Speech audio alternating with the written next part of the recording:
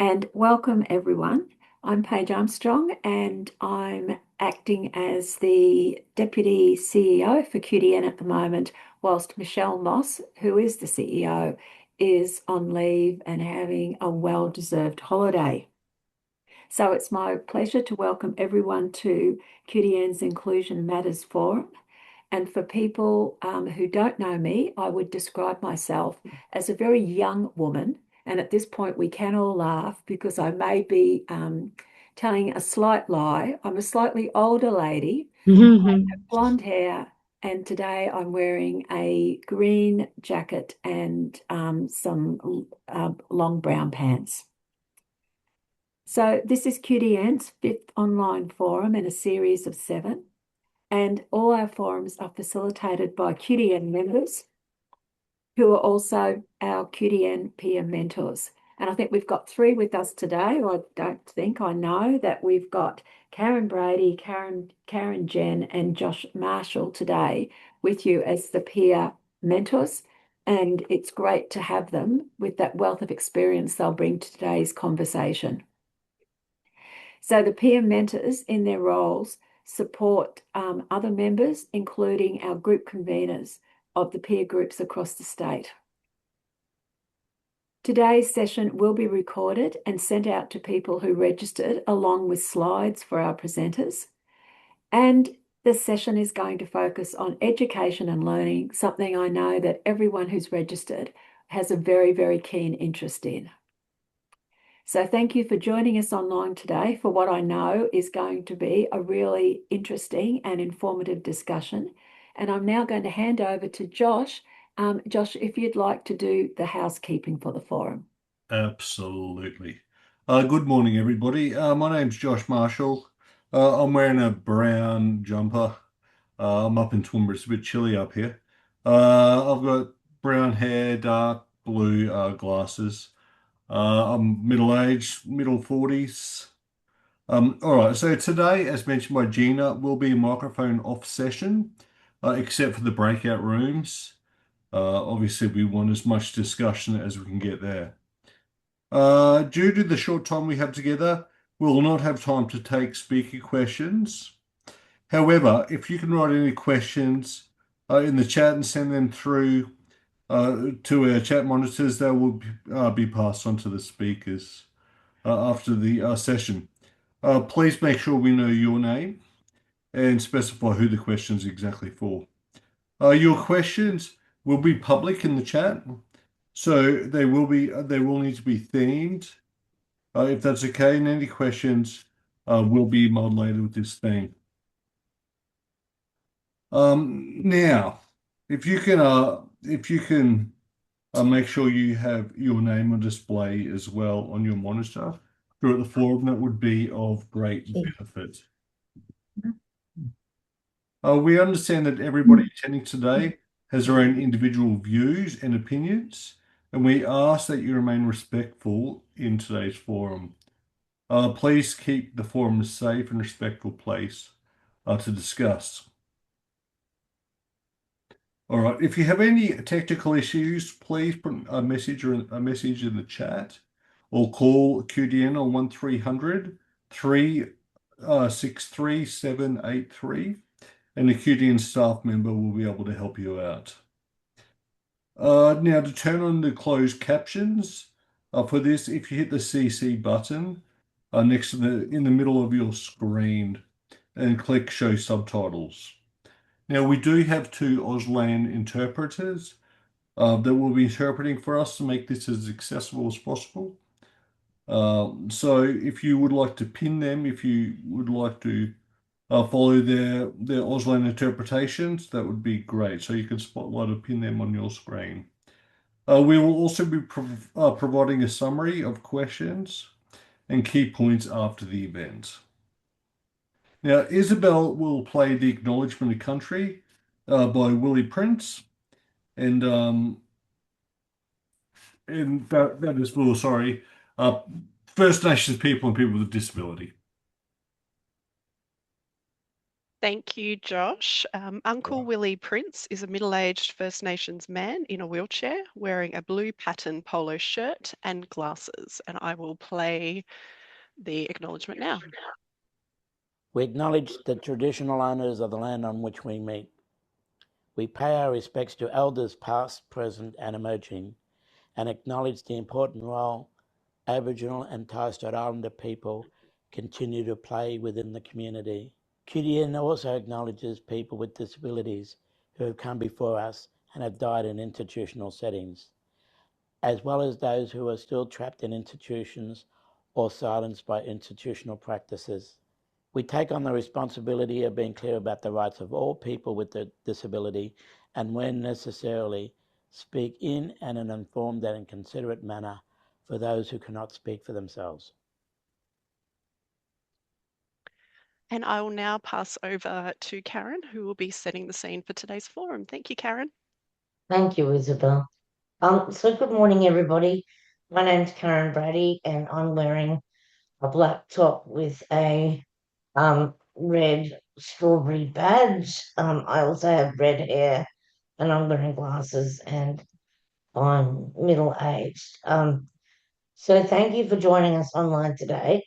Today's online forum, as Paige mentioned, has been co-designed with QDN group conveners and peer mentors.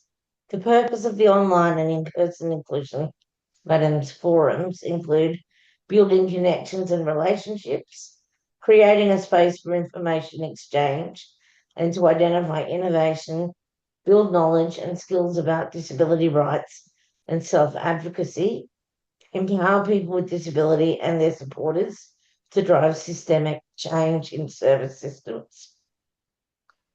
The ideas gathered from today's forum will inspire actions we can all support to drive meaningful change towards greater inclusion for people with disabilities in our communities and workplaces. It will lead to the development of a series of impactful digital stories and podcasts showcasing project outcomes. These will be published to online digital spaces. We will be doing some breakout rooms later on, and there will be 3 questions to prompt discussion. These will be placed in the chat now for you to think about as you listen to the forum speakers. So the questions are, what idea or insights from today's forum resonated most with you and why? What are some common barriers to inclusion for people with disabilities in your community or workplace? And what are some actions that can help break down barriers? Carmen will now give us an overview of the Australian Disability Strategy. Thanks, Carmen. Thank you, Karen. Good morning. My name is Carmen Jan, and today I am wearing a black QDN polo shirt, bright pink glasses, and I have pink hair. So what is the Australian Disability Strategy? The Australian Disability Strategy 2021 to 2031 is the national plan to improve the lives of people with disability across Australia. It was developed by the Australian government together with state and territory governments and with input from people with disability. It builds on the previous National Disability Strategy and sets out a shared vision for an inclusive society where people with disability can fulfill their potential, enjoy equal rights, and participate in all aspects of life. How did it come about? Why did it come about? The strategy came about because people with disability, their families, and advocates called for stronger national leadership, accountability, and real change. Despite progress in some areas, many people with disabilities still face discrimination, barriers to access, and exclusion from housing, healthcare, transport, education, employment, and community life. The strategy is a response to these challenges and also aligns with Australia's commitment under the UN Convention on the Rights of Persons with Disability, the CRPD. What does it aim to do? The strategy focuses on 7 outcome areas. 1, employment and financial security. 2, inclusive homes and communities. 3, safety, rights and justice. 4, personal and community support. 5, education and learning, which is our topic for today. 6, health and well-being. And 7, community attitudes. Each outcome area has goals and actions aimed at removing barriers and improving access and inclusion.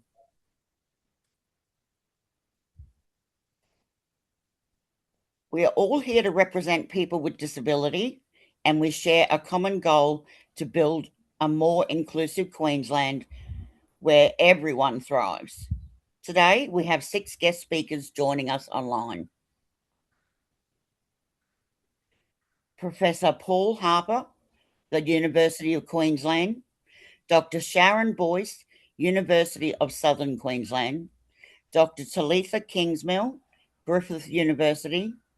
Lindy Brangman, Community Resource Unit. Matilda Alexander, Queensland Advocacy for Inclusion, and Byron Albury from Mob for Mob. There'll be a 5-minute break around 11 a.m. At the end of all the presentations, we will move to breakout rooms, and the QDN peer mentors will be introducing the various speakers throughout the session. I will now hand over to Josh to introduce the first speaker.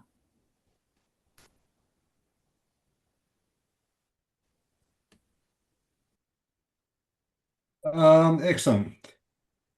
I would like to introduce Professor Paul Harper. As mentioned by Carmen, Professor Paul Harper OAM is a professor at TC Burney School of Law, the University of Queensland, which directs UQ's Disability Collaboratively. That's the word to get your tongue around. A university-wide research platform that focuses on transforming society through inclusive, interdisciplinary research. Paul also sits on multiple national and international higher education committees and is a senior executive for the Harvard Law School project on disability. Outside academia, Professor Harper is a dual Paralympian, 2022 Blind Australian of the Year, Fulbrighter and Community Director. He has been totally blind following a train accident at the age of 14. He now uses a guide dog called Fletcher. Welcome, Paul. Thank you. I'm here at University of Queensland. I'm sitting here in a room breakout from another workshop I'm at. I'm wearing a shirt and I'm 40-year-old and I was told even though I was hit by a train, it doesn't look like I've been hit by a train it's a real privilege to be with friends and to you guys at the Queensland Disability Network. These functions are filled with friends. Now I'm going to give some shout outs, but first I want to shout out to our First Nations people. The acknowledgement to country was given by our Uncle Prince, Willie Prince. So I wanted to echo, well, that was a welcome. But I can do an acknowledgement I believe strongly in the important role that First Nations people, particularly those that live with a disability, play in our community. So I just want to pay my respects to the elders past, present, and emerging. Now, slide 3. I'm going to talk about why the UQ Disability Collaboratory was founded and share how we are building disability research at the UQ in a way that is more connected, more interdisciplinary, and more grounded in lived experience and community activities. Most importantly for you, it's going to be more impactful, and it is more impactful. You know, what we have created is the real deal when you have real champions part of it. Now, here I want to thank a real champion, Michelle Moss. He's on holidays apparently, so lucky her. In addition to being the QDN CEO, she helps the Disability Collaboratory, and I'll loop back how she does that. But for now, just know QDN is involved. And having QDN in our collaboratory, it's critical, for we strongly believe in reflecting the norms established in the Convention on the Rights of Persons with Disabilities, the CRPD, of nothing about us without us. Or as we like to say, nothing, sorry, nothing about us unless it is led by us. Nothing about us unless it is led by us. DPOS, disability groups like QDN, are critical to helping translate UQs and all research groups, disability research, to transform lives and to really help impact. Of course, UQ has been leading in research before the Disability Collaboratory was formed just over a year ago. The fact we had pockets of research across the university helping communities was a reason we were created. Now, what UQ has been doing is great, but the problem has been it's been spread out across multiple faculties. Often we're disconnected. Our researchers were distributed across disciplines, centers, individual research groups, and even individual researchers. Now, specialization is critical, but collaborating, connecting, and can create more impactful responses to challenges. Now, if you think for a moment about any challenge you have, it might be digital, it might be building, physical environment, an employer who discriminated, health providers who are just disconnected, take a disability, or anything like that. All those issues cut across so many disciplines. So we gathered all the experts in one group. We have law, health, education, employment, technology, design, social policy, sport, rehabilitation, arts, and many other areas.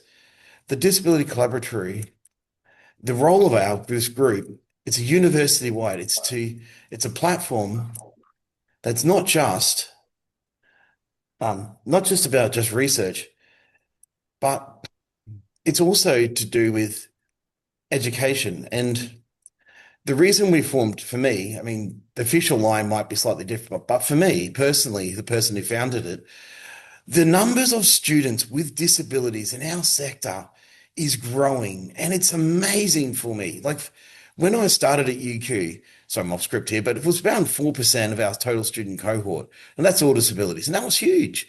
Now the data shows the students with disabilities in higher education are over 12.35%, growing towards 13%. It's amazing to see that. In practice, what does that mean?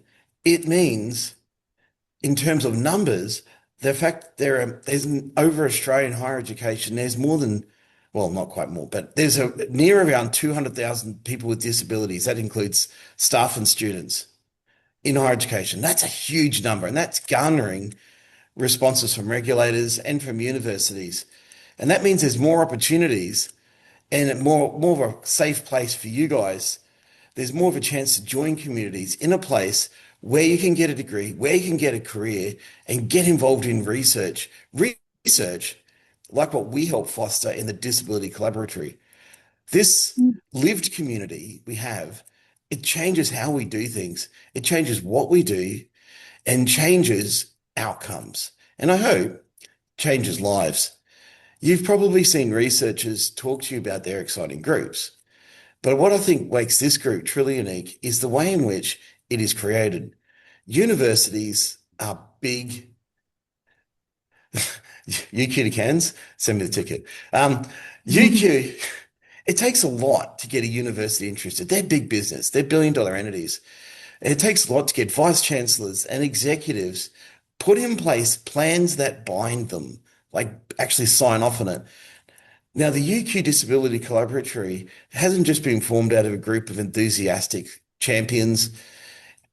It's also supported by key documents, a university-wide strategy called the Disability Action Plan that's formed under the Disability Discrimination Act.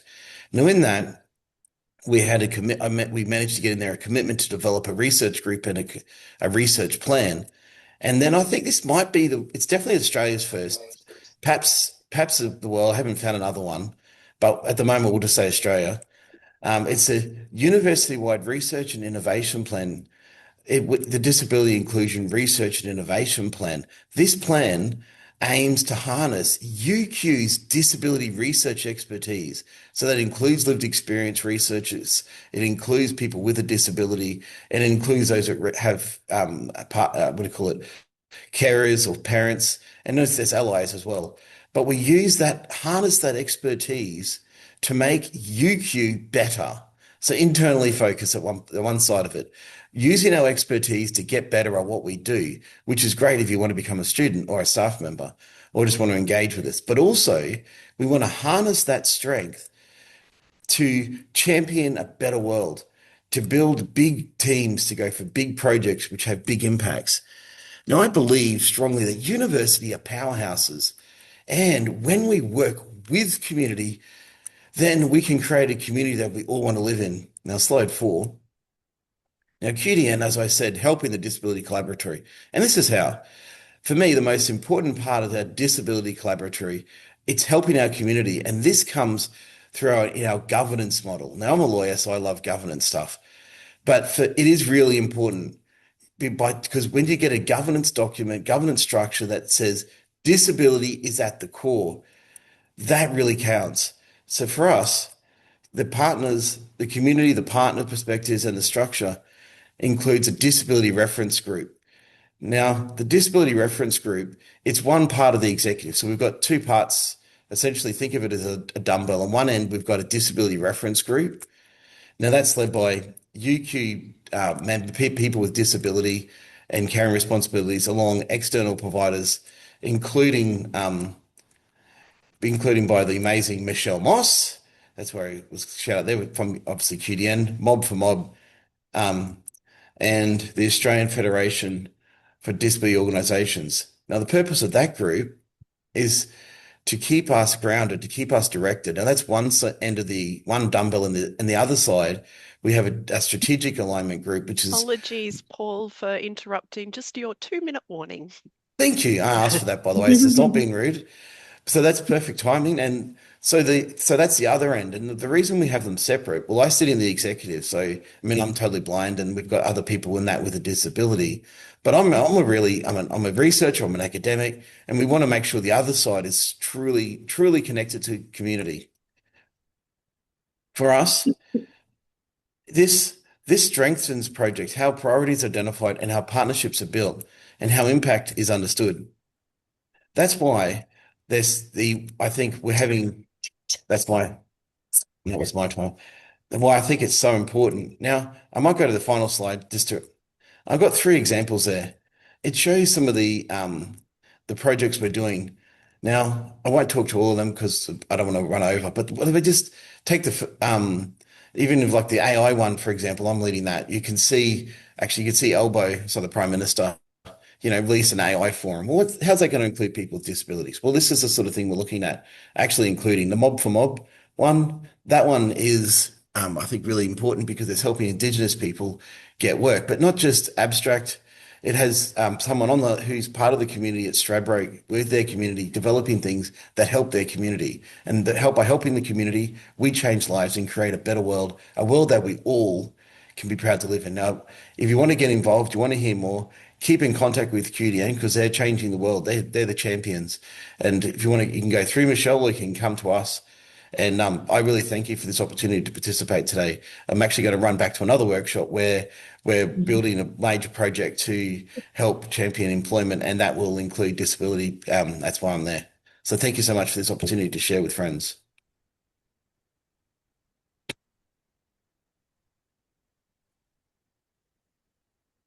Thank you very much for that, Paul. That's a great discussion. Really appreciate that. I would like now to introduce Lindy Bringman. Lindy has been a facilitator of the Families of Inclusive Education project in the Community Research Unit, also known as the CREW, for 7 years. Although Lindy began her career as an OT, her personal interest is in inclusive education and now open employment for those with disability. This began with her daughter, who is now 22-year-old, but was born with Down syndrome. Welcome, Lindy. Thank you very much, Josh, and I'm really happy to be here. Thank you, everybody.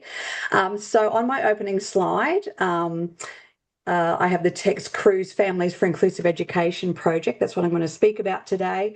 And I have some wonderful images of Queensland students, actually students with disability working alongside other students without disability, which is what we are all about in this project. I am a middle-aged woman and I wear glasses, I have red hair, and today I have a blue and green speckly top on. There we go. I would like to acknowledge the traditional owners of all the lands on which we're meeting today from across Queensland, and I would also like to recognise the significant contributions of First Nations people and their continuing connection to land, water and community. I want to recognise that the lands were never ceded, and at CREW we seek relationships based on recognition, reconciliation and justice. I would like to also pay my respects to elders past and present. So who is CREW, the Community Resource Unit? We have been around for 38 years. We work for full and meaningful lives for people living with disability. We work towards positive change alongside people with disability, their families, workers and allies. Our aim is to provide information, analysis and inspiration to link people with each other and assist people to lead their own change. So we are not a service provider and we're also not an advocacy organisation.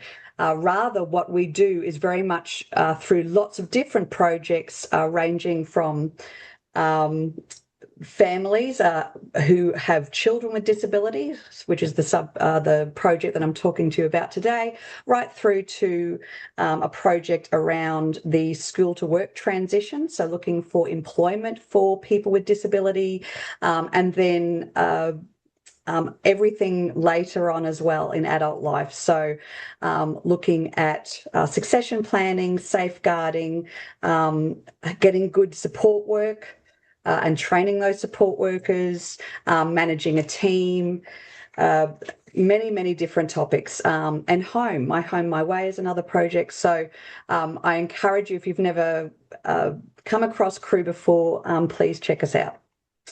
So the Families for Inclusive Education project, or FIFI as we like to call it, has been supporting families of students with disability for the last 7 years to be clear, informed, confident and connected. So we support family members to develop skills as advocates. We recognise that family members, from the time that their child is born with a disability or diagnosed with a disability, are often then presented a very different life trajectory for their child. And so we feel it's very important that they are able to work as advocates for their child's first advocate. And so also in doing that, their children grow up to be self-advocates, and that's been very much part of my journey with my daughter.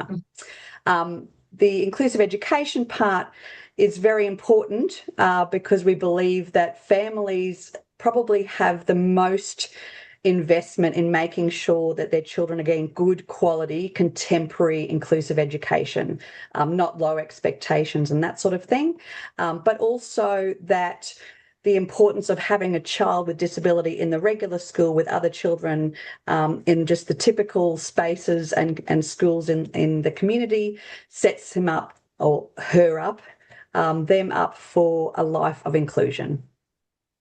And this is some few photos of my daughter, Millie, who's now 22.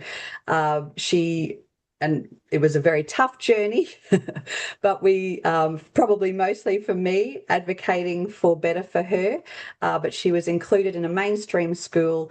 It wasn't easy, but I would say it was worth it. And she has gone on to do TAFE. I think the most impactful part was actually her self-confidence of being in the world, in the typical places, and to believe in her own contributions, as well as the friends that she's made. So in the past, FIFI has delivered a lot of workshops. So for the last 6.5 years. Now this year, it has become a bit different. We are focused mostly on individual consultation, so people can contact, family members can contact Crew on 38442211 or at the email address that I've got there, crew@crew.org.au.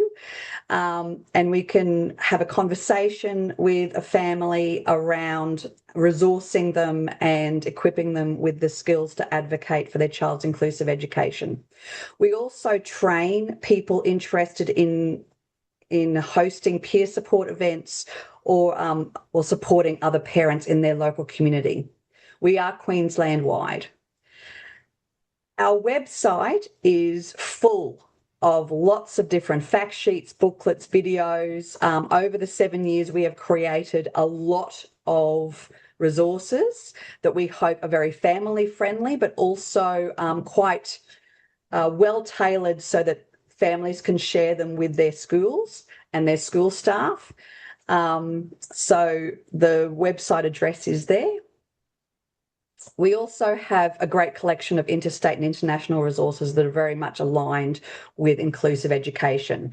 And by inclusive education, we mean all students attending, being welcomed by their neighbourhood schools in age-appropriate regular classes. Students are supported to learn, contribute and participate in all aspects of the life of the school. And we always talk about the 3 areas of inclusion: children physically being there, physically included in all aspects, socially included, so supported, sensory needs being identified, respected and met, and curriculum inclusion. Every child should be accessing the Australian curriculum at the age level, the year level that they're in, and then assessed at the level that they need to be successful. We base our definition of inclusion versus the other forms of education on the definitions provided by the United Nations Convention on the Rights of People with Disabilities. And so we inform parents about that. And we also talk to families about the research on inclusive education, that there are the best academic and social outcomes for all learners. So the students with disability and the students without disability learning alongside students with disability actually come out, everybody does better. There are better long-term outcomes for employment, independence and social belonging for people with disability. And kids are growing up together. We build inclusive communities. And this has been found by a couple of sources of research. One was known as the Alana Report, the Alana Review, that covered 280 studies from 26 countries. So it's quite we've known this for quite some time too.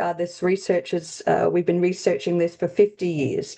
So there's another wonderful research piece done by Kathy Colligan back in 2019 for CIDA, and she speaks about the importance of students all learning together and being together to actually be able to have less fear around disability, around difference. And I certainly see that in the young people that grew up with my daughter.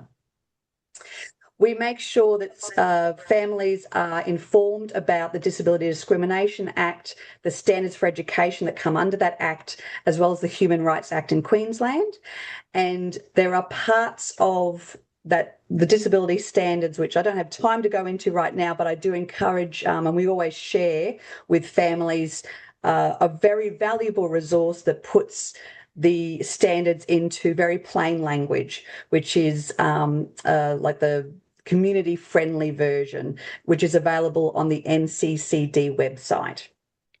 Lindy, sorry to interrupt. This is your 2 minutes left. Thank you, Isabel. So we also make sure that families are aware that there is a lot of information in Queensland on the Department of Education's website around supports available for students with disability, around their inclusive education policy and other policies that support collaboration between families and schools. So we can always equip families with a lot of information. But what we would say is the most important thing for families to know is that they need to have a clear vision of what they want for their child. And what we do know, and I certainly know, When families have a child with disability, they are often then set on a different trajectory, which ends up being often a very separate life on the outskirts of typical community. So having a very clear vision will communicate to school staff, but also your own family members, and also equip your child to think about what do they want for their life in the future. This is a bit of an example of a vision that I have for my daughter, and it's all very normal stuff, but probably high expectations and much higher expectations than society would have had for her. And what I really love about this is that even at times when I feared about how we would actually get there, it kept us going, and she very much has a career she loves now. Her interests are very much in the heart of typical community life, and we are looking at home for our next step. It's really important to make sure that we are advocating for our child with disability, and so we equip families with the knowledge around the medical model versus the social model, making sure that they realise their child is not the problem, the disability is not the problem. Society's view and the way that it is adapting, the way the classroom is being adapted, is often the mindsets around children with disability that present the most barriers.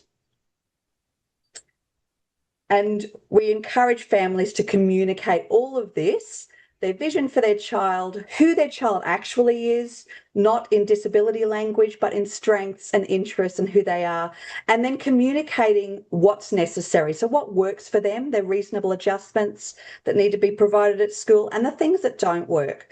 But our message very much is be your child's ambassador. This on the screen at the moment is an example of what we call that sort of all about me type page or one-page profile of the son of a colleague of mine. And finally, so if you would like to get in contact with Fifi, our website is there on the slide, or call us on 3844 2211. And as I said, we have so many different templates, fact sheets, videos. I encourage you to get in contact or check out our website. Thank you. Thank you, Lindy. That was a wonderful presentation. If anybody has any questions for Lindy, please put them in the chat now. I'm pleased to now introduce our third speaker, Dr. Talitha Kingsmill. Dr. Talitha Kingsmill is a non-executive director and board chairperson for Queenslanders with Disability Network, QDN. She's an educator and a solicitor also. She has 30 years experience across the private, public and not-for-profit sectors in education, leadership, research, law, digital citizenship, regulatory compliance, policy development, and disability advocacy and inclusion. Talitha's lived and professional experience provides rich insights to the confronting and very real challenges and obstacles for people living with impairment and disability. Talitha is Queensland Disability Research Network Executive Lead and a Senior Research Fellow at Griffith University. She sits on a selection of national and state-based panels and committees. Talitha is a passionate advocate for equitable, accessible opportunities for all. Welcome, Talitha. Thank you, Carmen, for that lovely introduction. And good morning, everybody. Such a pleasure to be here. Just before I begin the presentation, I would like to acknowledge Uncle Willie's beautiful acknowledgement of country there for us, and also pay my respects to Aboriginal and Torres Strait Islander peoples and country that we meet on today, and also pay my respects to elders past, present and emerging. And I would also like to add to that and pay respects to all Queenslanders with disability, those that have gone before us, and those in our community and in wider communities currently. My visual description is that I am a white woman with brown hair, wearing glasses. Today I have a black shirt on and a brown suede jacket. So thank you to QDN and to the POP team for all that's gone into organising today, and for the great invitation to join you today. And today I'm speaking in my role as the Queensland Disability Research Network Executive Lead, and I'm thanking Isabel, who's going to work the slides for me. So Isabel, right to move to the next slide, if we could, please. So thank you to Carmen for that overview of my background. Because we're looking at and focusing on one of my favourite topics, which is education and learning, and that particular outcome under Australia's disability strategy, I just wanted to give a little bit of context for my background in that area. So I spent 20 plus years in secondary schools across a range of jobs, from teacher through to principal. I've then been an education and leadership consultant right across prep, through to year 12, university level, not-for-profit and government. So have consulted in those areas for a good many years as well, over a decade. I then completed my doctoral studies in education in the field of digital citizenship, and I'm really, really pleased to be the first doctorate in that field in Australia. And I have worked during this period in a number of Queensland and Australian universities, and currently lead QDRN, which is such an exciting and thriving network, and that's what I'm here to speak to you about today. So Isabel, the next slide would be wonderful, please. Thank you. All right, so what is the Queensland Disability Research Network, or what I'm going to shorten as we call it, QDRN? So QDRN is an Australian first. So it's not happening in any other state or territory. We have just turned 3. So we're just 3. We're very young, and we punch way above our weight. We are Queensland's peak body for disability and inclusion research. We are supported by the Department of Family, Seniors, Disability Services and Child Safety. We're very appreciative for that. We're also appreciative for the support of the Queensland Disability Advisory Council, or as many of us know, QDAC, that have supported us in our journey. And a shout out, I know we've got Dr. Sharon Boyce on here, who is the QDAC chair, who will be speaking later as well. Now, the network unites Queensland disability researchers and promotes cross-sectoral collaboration.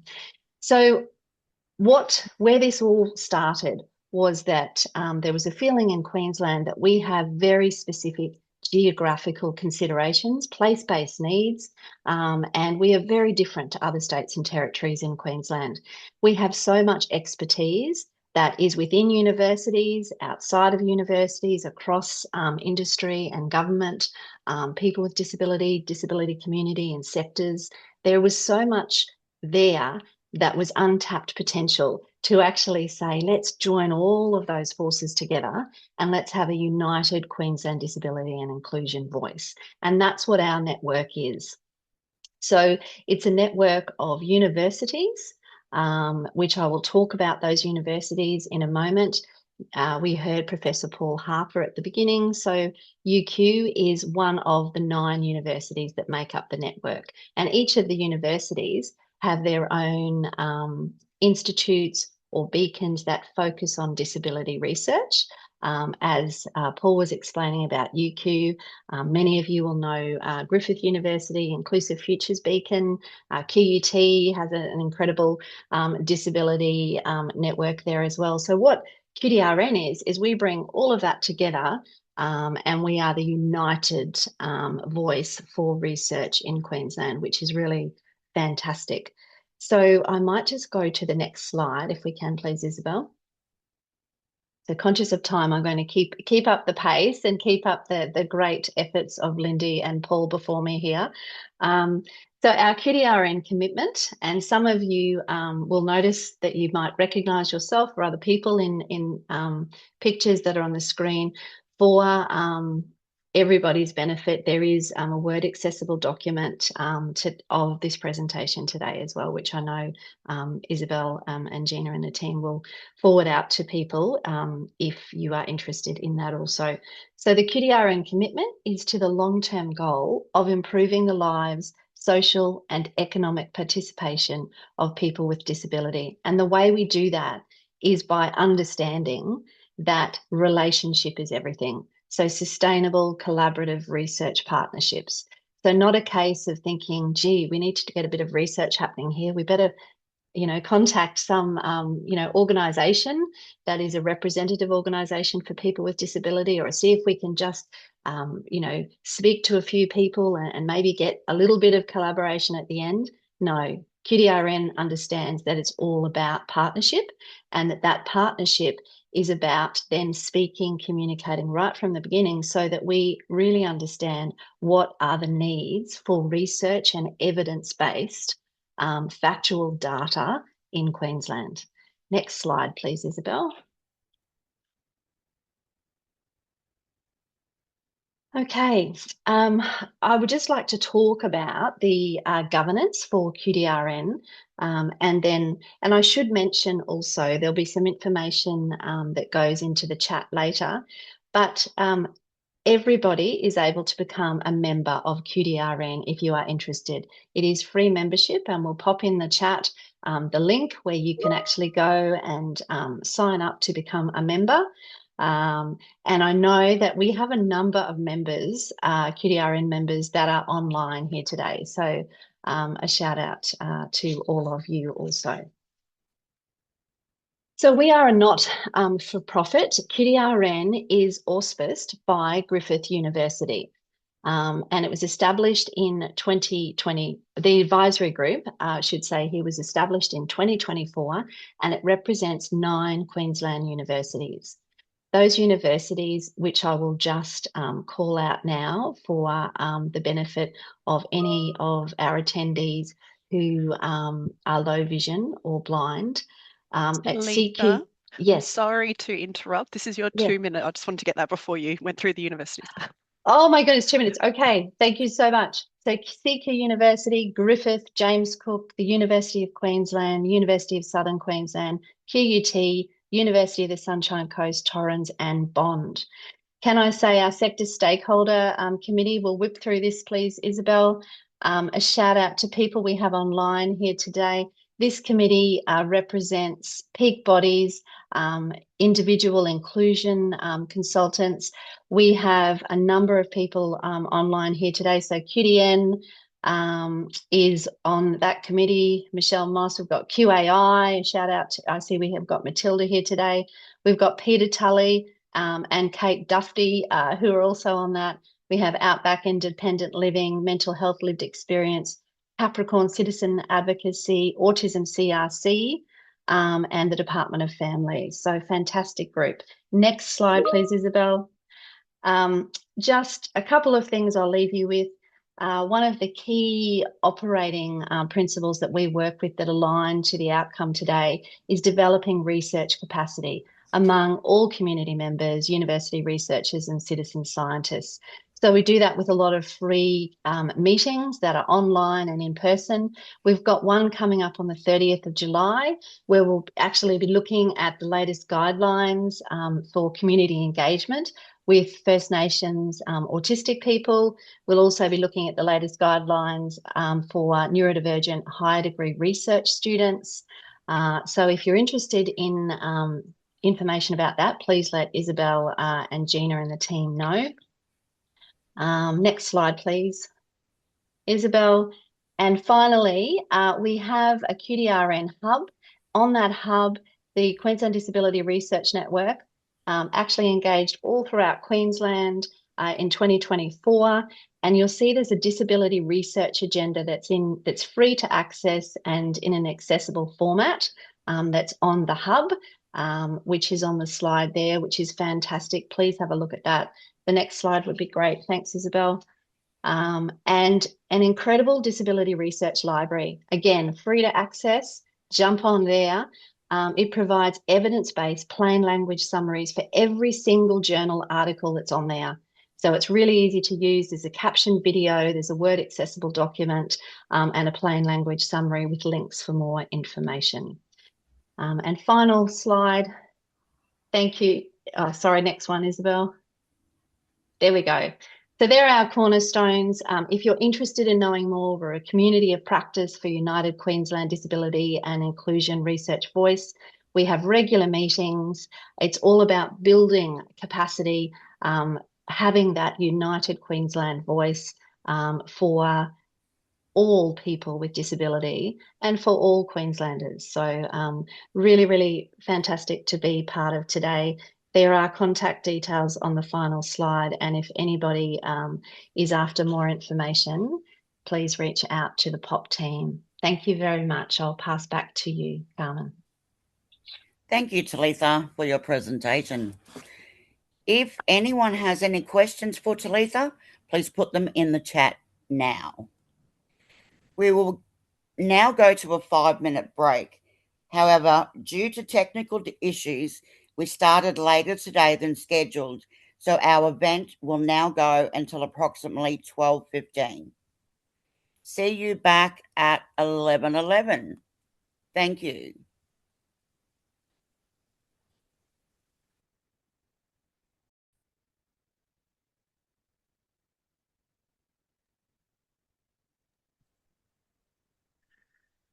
Hello, everyone. I'm just, Karen, are you available to get us started? I certainly am. Thank you. So, welcome back, everyone. So I'm pleased to introduce our fourth speaker, Dr. Sharon Boyce, who is also a personal friend and mentor of mine. So Dr. Sharon Boyce is the chair of the Queensland Disability Advisory Council and advisor to the Queensland Minister for Seniors and Disability Services. She is an appointed member of the National Disability Insurance Scheme Independent Advisory Council, a member of the Physical Disability Australia Board, director of the Australian Institute for Inclusive Education and Research, as well as many other senior leadership roles. In 2020, she was awarded a Doctor of Letters for her research in education, inclusion, and dyslexia, and she is currently completing a Doctor of Philosophy. Education and learning and supporting others on this journey are central to her life. Welcome, Sharon. Thank you very much, Karen, and thank you everybody for being here today.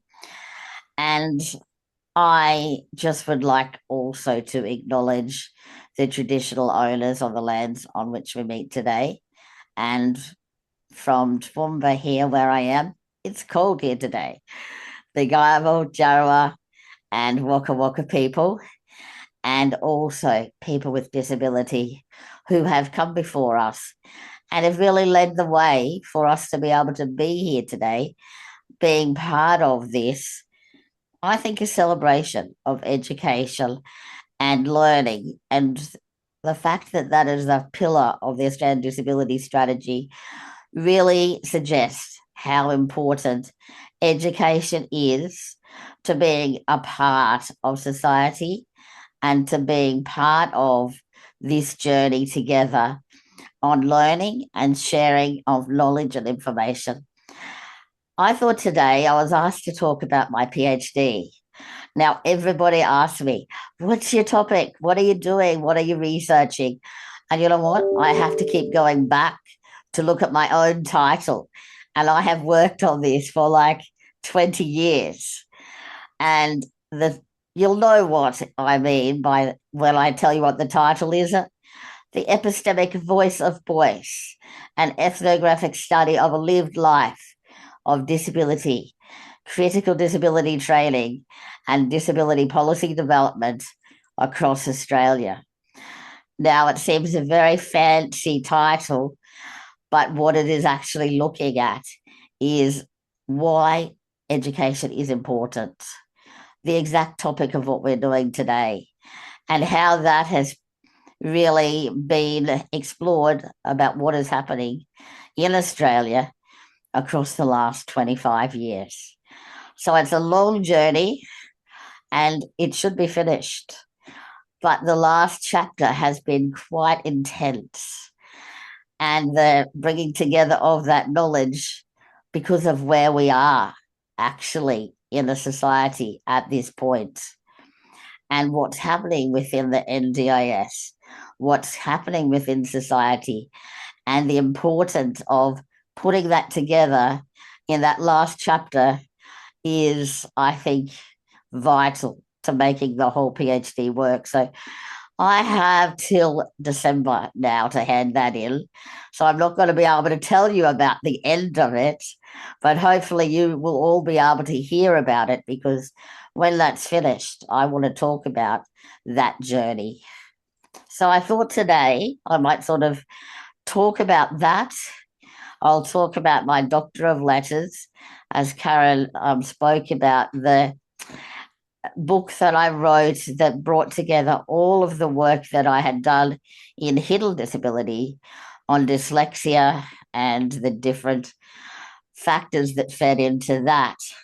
But how I actually started on this journey, I think, is something that might be helpful to everybody here today. And I think the importance of making those choices and thinking about having a go and being involved in further education, research, the work that Talitha was talking about, I think is incredibly important, and especially within Queensland, what we can do and what we are doing to lead the way. People with disability participating in research, creating knowledge for themselves, and a real social network that they can actually be part of. I know for myself, when I was at school and finishing year 12, I had to make the decision as to what I wanted to do, and I wasn't sure. And I went and spoke to people at our university here in Toowoomba, the University of Southern Queensland, never knowing that those conversations would actually lead me to where I am today, finishing a PhD, having been part of education across Australia, and the different linkages that actually have happened because of that. I started off doing a Bachelor of Arts in English Language and Literature, History, and Communication Studies. That was such a broad area to take on, but such an interesting space to actually work in. And I think from there, I actually started working and tutoring within the university, within the Indigenous Studies area. And learning for myself through that area was probably some of the best things that I could have done in my life. From there, I did a graduate diploma in English language, a graduate diploma in further education and training, getting all of the degrees mixed up. But the reality is that that journey then led me to do my master's degree that actually was the link between what I do now and my study as well. And that was that I was given the chance to actually teach at uni. And I think that was a really big factor in that education journey, was the chances that people gave me along the way to be part of education, research, and then sharing it within the communities that I worked in, creating networks. But probably my biggest discovery was to be able to accept I did have a disability, but that disability wasn't going to inhibit me from doing what I wanted to do. I had support of my family and all of my different friendship networks, but the education networks were the ones that were really influential at that time in my life.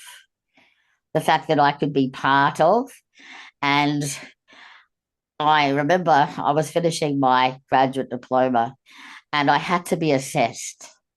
I was lucky enough for the Dean of Arts to give me his classes to teach when he had to go away. So I could teach them, and I could also, at the same time, be assessed to get my degree finalised, because you had to have your practical experience at a university level. I did that, and this was my real first learning about education. You had to actually be positive and sure about what you were doing, because I knew that I knew what I was teaching, and I loved what I was teaching and where I was teaching in international students as well. And the reality of that journey and that part of my life was I had worked with the disability counsellor at USQ, and I'd had to fill in a form. I did that, then went on with my teaching. I then had to be assessed, and I got my final assessment, and I went to pick up that piece of paper and look at the assessment. I went and looked at that piece of paper, and on the piece of paper, I expected to see good results. I pulled it out, and there was a F, fail. I was devastated. I put the piece of paper back in the pigeonhole and left the uni. Went home and yelled at my mum and dad and sisters and brothers. I took it all out on them. And they said, actually, what are you going to do about that? Because I actually had a class I was teaching for the dean. And I knew that my teaching was of the standard, at least that something he wanted me to be there. And at that point, I said to my mum, I guess I better go and talk to someone. So I did. I went and spoke to the disability counsellor. Now, I was like, why did I ever do this? Because she got the piece of paper out that I had filled in for her that said, do you have a disability? And you had to tick yes or no. Well, what do you think I ticked? I ticked no, because I didn't believe I had a disability, and I didn't want to acknowledge I did, even though I had very high level disability. She said, I think you might have to change that form and then ask for a reassessment. I did that after a lot of struggle with myself. But that acknowledgement of disability, that acknowledgement that that was my passion, that I was going to be able to teach. Because on that form, when I went back and read it, said, a teacher does not teach sitting down. A teacher moves around a classroom, and a teacher engages with people face to face, near their desks, etc. I could not do Boyce, that. I'm very sorry to That's okay. That's 2 okay. minutes. I knew that was going to come, Isabel. But the reality of that was my chance. I had dealt with it myself, and I had actually decided, yes, this was what I was going to do. I was going to believe in myself. I was going to be real about what I needed to do, and I wanted to participate in society and be able to do what I wanted to do and not be limited by things that were always going to be part of my life. And we had to look at, the fact I had a disability was not a deficit, but it was something that could actually help me to be, I guess, more intense about what education was and how important learning and education was to my life. We have to value diversity and inclusion. And I think, to be real, being part of the Australian Disability Strategy outcomes, education has proven that that is a key to us being part of society, and the importance of that to create, a better way for us to live our lives. I think we've got to believe that ability and achievements of all individuals have to be the focus. And as fellow human beings, it's our job to help each person reach their full potential, physically, emotionally, spiritually, and then develop that within a changing industry and a changing world with education as the focus.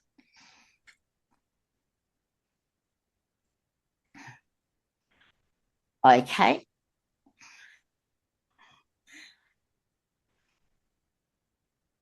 Thank you, Dr. Boyce. Thank Karen. you.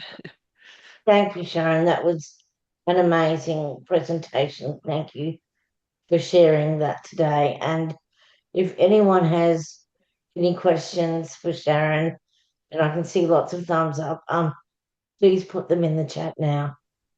So now I'm pleased to introduce our final speakers, Matilda Alexander from QAI and Byron Albury from Mob for Mob. Byron and I hung out as mates through mutual friends in our early adult lives. So Matilda is a sector leader and human rights lawyer with 25 years experience, including at Prisoners Legal Service, LGBTI Legal Service, and Queensland Advocacy for Inclusion, where she is also the CEO. Matilda has worked with the Queensland Human Rights Commission in Legal Aid Queensland and has taught at Griffith University. She has been selected 3 times as an Australian delegate to the United Nations Conference of State Parties to the Convention of Rights of Persons with Disabilities in New York. Matilda has also held several senior appointments on advisory councils, roundtables, and boards. Matilda operates a Right to Learn discrimination advice clinic and leads the Right to Learn campaign with the steadfast goal of giving disabled kids in school. Byron Albury is the co-chair of Mob for Mob and a respected First Nations systems advocate with lived experience of disability. Through his leadership with Mob for Mob, Byron champions culturally safe, community-led approaches to disability advocacy, ensuring the voices of First Nations people with disabilities are represented in policy, service design, and systemic reform. With extensive governance experience, including long-standing leadership roles with Queensland Advocacy for Inclusion and the Cerebral Palsy League of Queensland, combined with his training in social role valorisation, strengthens his commitment to driving meaningful change and supporting communities to navigate systems whilst advocating for equitable outcomes. Welcome, Matilda and Byron.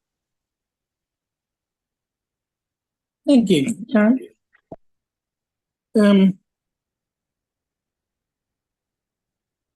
Right, where are you, Matilda? Oh, I'm here. I'm here. Do you want to kick it off? I also would like to acknowledge the traditional owners of all the lands within Queensland that we are currently on today, and pay my respects to elders past, present and emerging, and also to people with disabilities all throughout Queensland that find themselves in situations not by their own design, as we always say at QAI. So thank you. Now I shall hand ball to Matilda.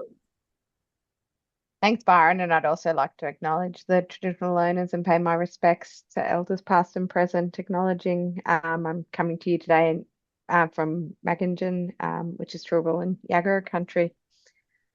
I'm a middle-aged woman with a new uniform shirt. We just got this last week saying QAI in a tan colour. So Queensland Advocacy for Inclusion is an advocacy organisation and specialist community legal centre for people with disability, including campaigning for the right to education for students with disability. We have a young people's program which helps students with disability and their families resolve problems and stay in school. We also provide legal help with disability discrimination and human rights matters for students. I personally run a discrimination advice clinic fortnightly for kids with disability who are facing exclusion and need reasonable adjustments at school. Discrimination is unlawful under the State Anti-Discrimination Act and the Federal Disability Discrimination Act. But the steps needed to bring a successful legal case are way too hard. This is why we need to reform our discrimination laws as the Disability Royal Commission recommended. If you haven't already heard, the state discrimination laws are under yet another review. If you think it sounds familiar, it's because these laws have been reviewed for the last 5 changes and we haven't seen any five years, and we haven't seen any changes yet. So the announcement of another review, I'm somewhat cynical about, but of course it's important to participate in it and follow our campaign for more updates. This review is relevant to all people with disability, not just students, because it talks about bringing in a positive duty to prevent discrimination. And now that was a change that has been paused by the current government, and we want to see it unpaused. So disabled students are twice as likely to be suspended as their peers. If you're a kid with disability in Queensland, you've got a 1 in 4 chance of being suspended, which means students with disability are losing days, weeks, and months of their education.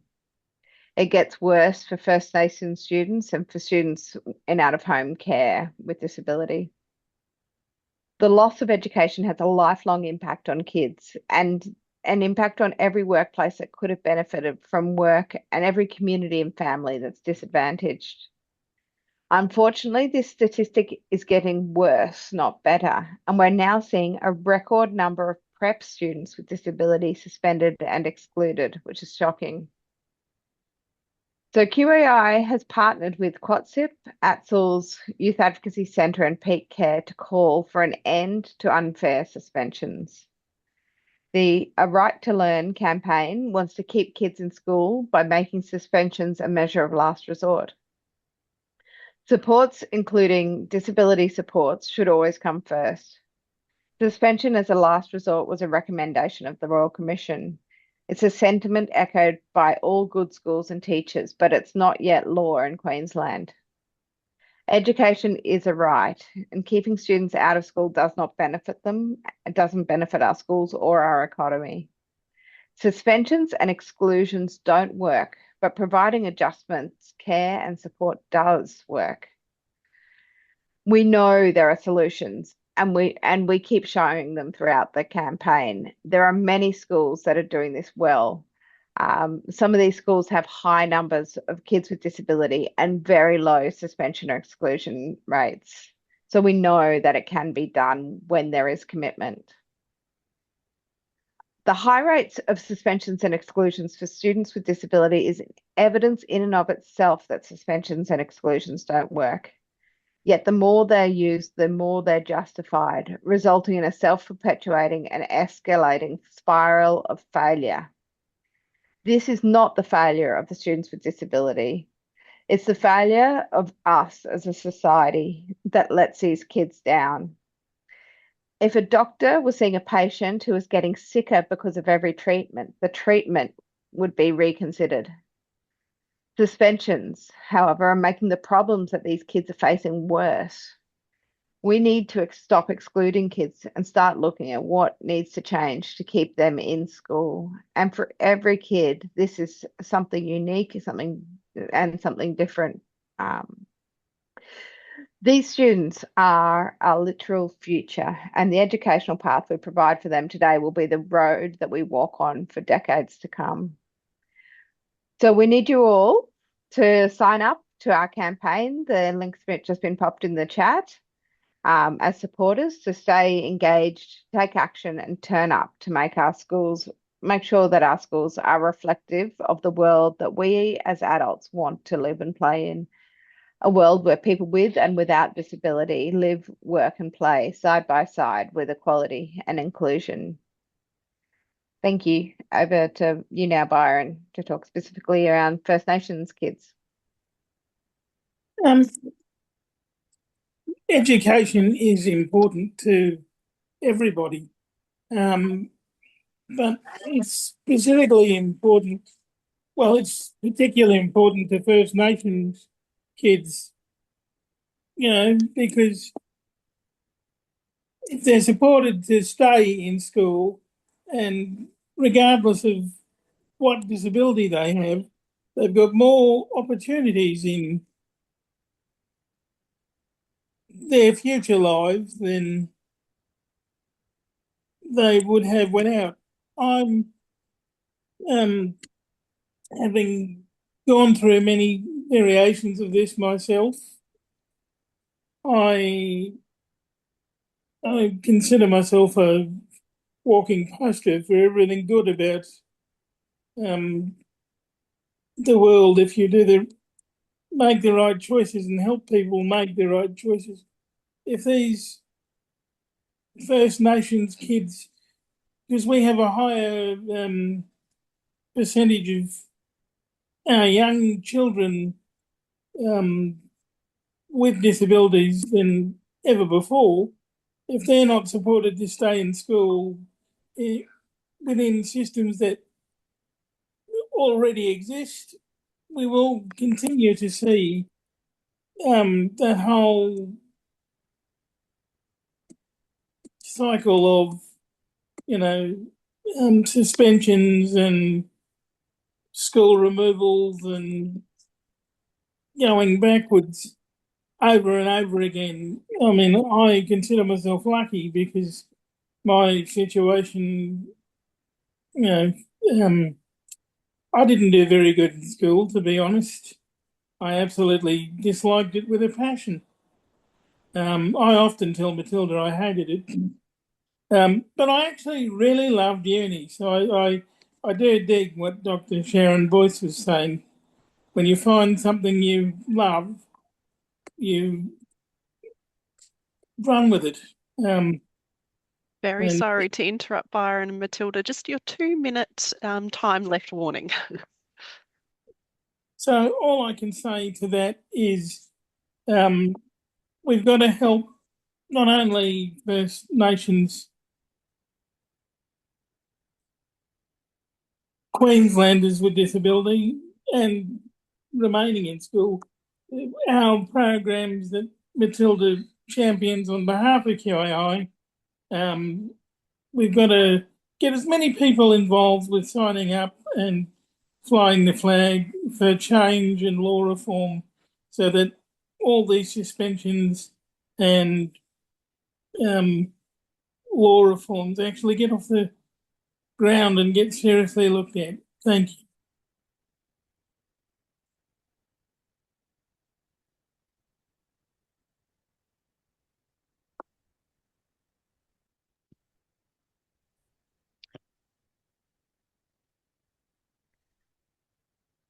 Matilda, did you want to add anything else too? Yeah, no, it's great to have Byron's perspectives there. Okay, well, it's Gina here from QDN in my headset, glasses, jacket, a black jacket and a white top. I'd like to thank you, Byron and Matilda, for sharing your views today. And as you've said, the link to that survey is in the chat, and we'll share it in a follow-up email as well.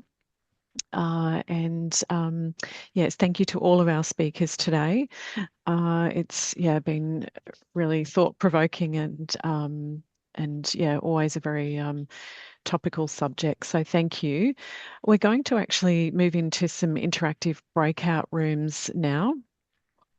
So we will, Eleni will move us into those groups in a moment. So the purpose of these is just to help us really reflect on the presentations from today and collaboratively identify any practical actions. And it might be literally signing up to, some of these the links that have been put in there as well today. But basically we want practical actions to promote the inclusion of people with disabilities in our communities and particularly in education settings. So in the breakout room, we'll have a facilitator, one of our peer mentors, along with one of us here from the QDN POP team. We'll take some notes. One of our peer mentors will share back a highlight, just one from each of the rooms when we come back together at the end. There'll be 3 prompting questions that were shared at the start of today's forum, but we'll pop those, they've gone in the chat now, and we'll make sure those are in each of the breakout rooms as well. So those prompting questions which we want any ideas, big or small, to be sort of put forward there in the groups. What idea or insight from today's forum resonated with you the most with you, and why? What are some of the common barriers to inclusion for people with disabilities in our community or school settings? And the third one is, what are some actions that can help break down these barriers? So we're going to have about 15 minutes in the breakout room. So I'll hand over to Eleni, who will put us in those rooms, and we'll look forward to coming back together at the end to share a highlight from the conversations. Thanks, Eleni. All good. So I'm going to go one by one. So it might take a minute for you to be assigned your breakout room. So if you're just sitting there waiting, don't be concerned. Yeah.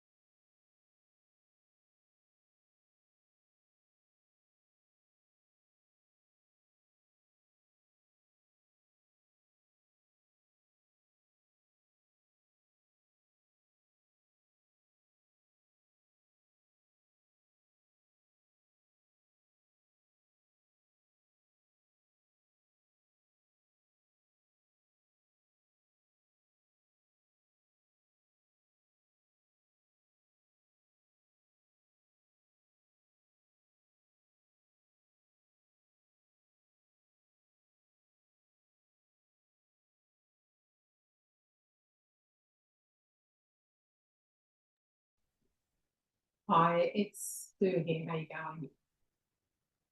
Oh, I can't hear you. I know you guys are going because there was a bit of a thing with the thing. What time are you going to bring the guys back? So 15 minutes. So if you've got to go. Yeah. Well, Yeah. we're booked till 12, but they're going to be in the group anyway, so we might as well just jump off if that's okay. Yeah. Yeah, okay. I don't think we had someone who needed you, but I don't think that they're joining. But That's yeah, all good. all That good. We'll happens. take all the notes and put them in the recording for them anyways. Yeah, I'll fabulous. just Oh, I'll just message my Gina.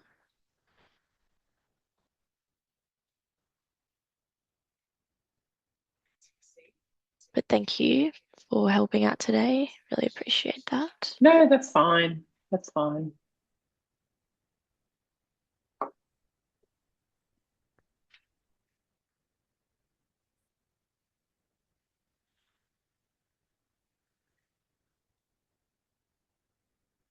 Just messaged her. Yeah, Sorry. that's fine. I did send a message in the chat directly to Isabel just to let her know that Corny and I are both booked on another job, so we wouldn't be able to stay longer, unfortunately. Yeah, she did Yeah. pass that on Oh, to cool. Gina and I. Oh, lovely.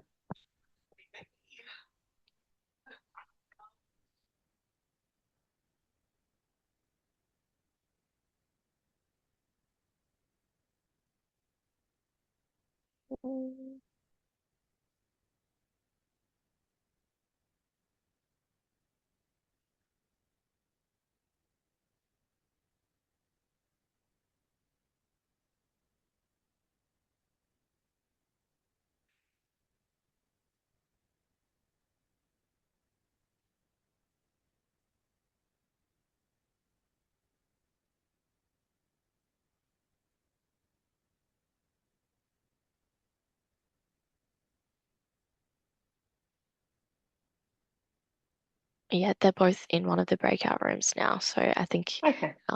it's all Perfect. good. Yeah, for you to head Lovely. off. But thanks so much. No, my pleasure. See you next time. Thank you. Bye. Bye-bye.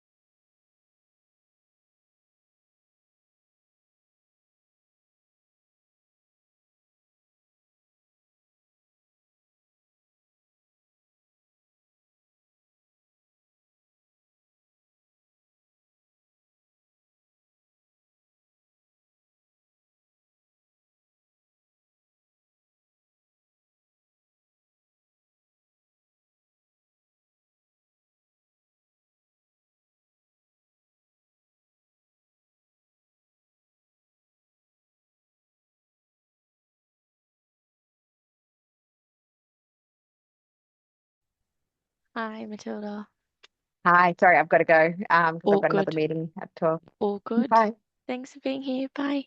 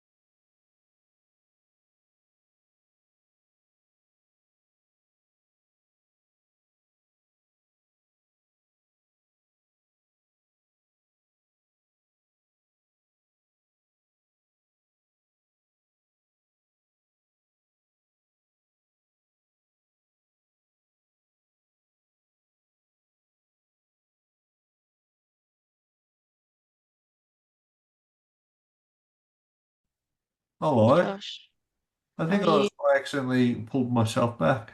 Oh, well, they're going to close in 35 seconds.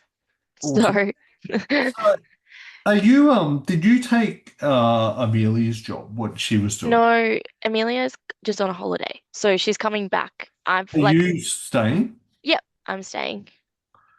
Are you Yeah. going to stay in the pop team or are you going Yep. to just So it'll be like a team of 4 again when Amelia comes really? back. Amelia Yeah, and I are actually friends. So that's how I found out about QDN. that's But yeah, pretty cool, isn't it? she'll be back in August. Wow. Mm, Well, are you enjoying what everyone's you're doing? back. So good. Yeah, good. All right. We're all coming Thanks. back and I jumped out too early. Thanks, Josh.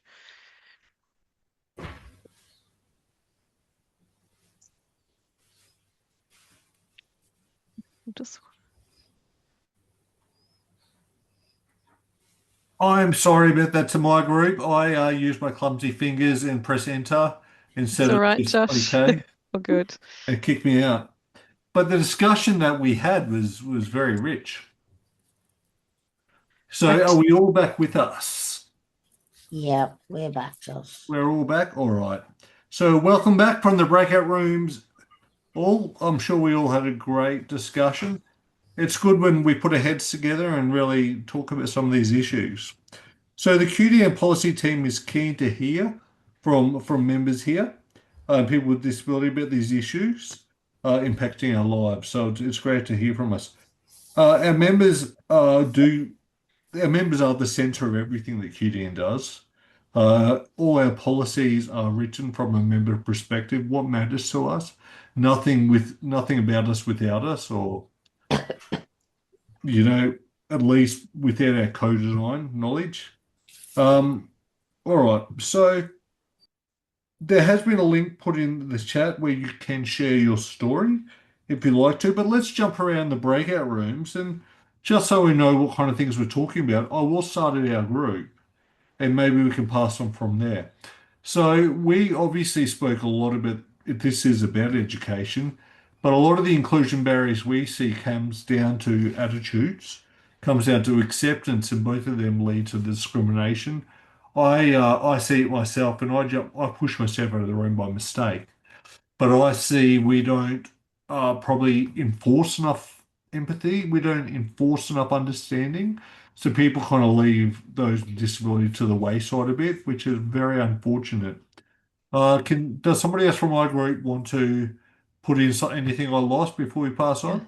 It's all right, Josh. I think we'll just need to move on to the next group. All right, Thank you. Gina, you're all right. Who is was group 2? The next on my screen I can see is from Carmen. What Yeah, that was group 2.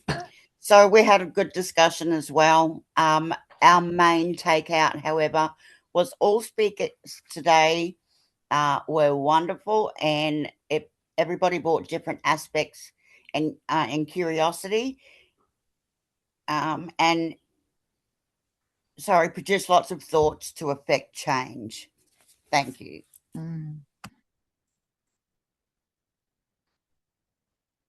Group 3.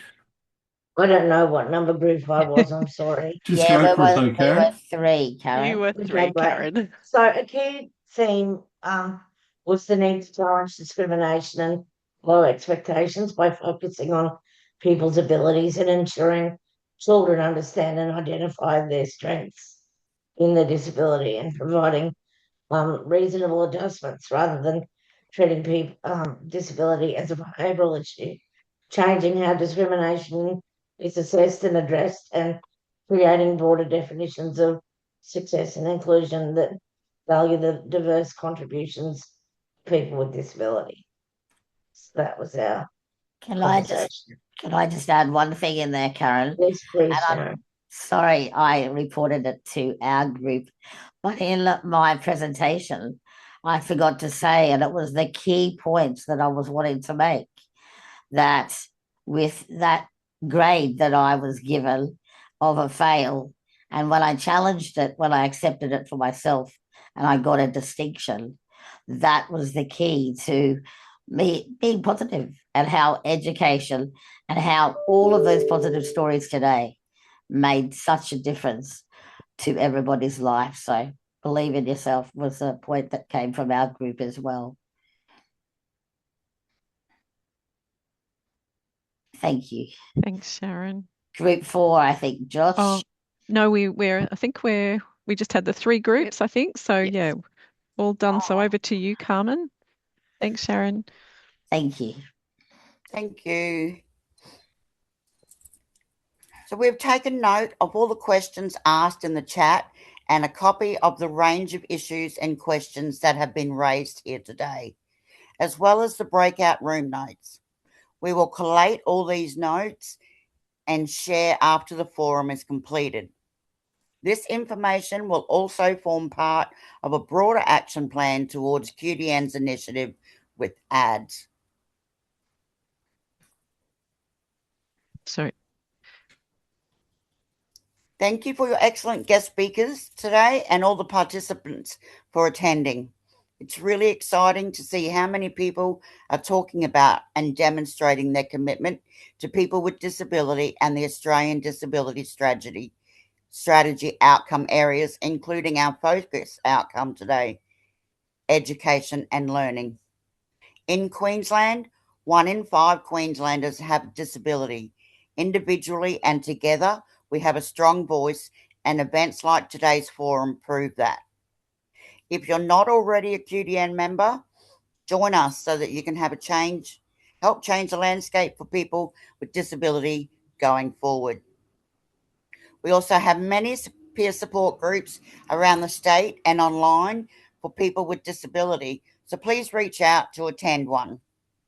We have some links in the chat for you to make contact, and they are the peer support team email address, the QDN telephone number, how to join QDN member link, and a link to more information on our peer support groups. These will also be emailed to you in a follow-up email.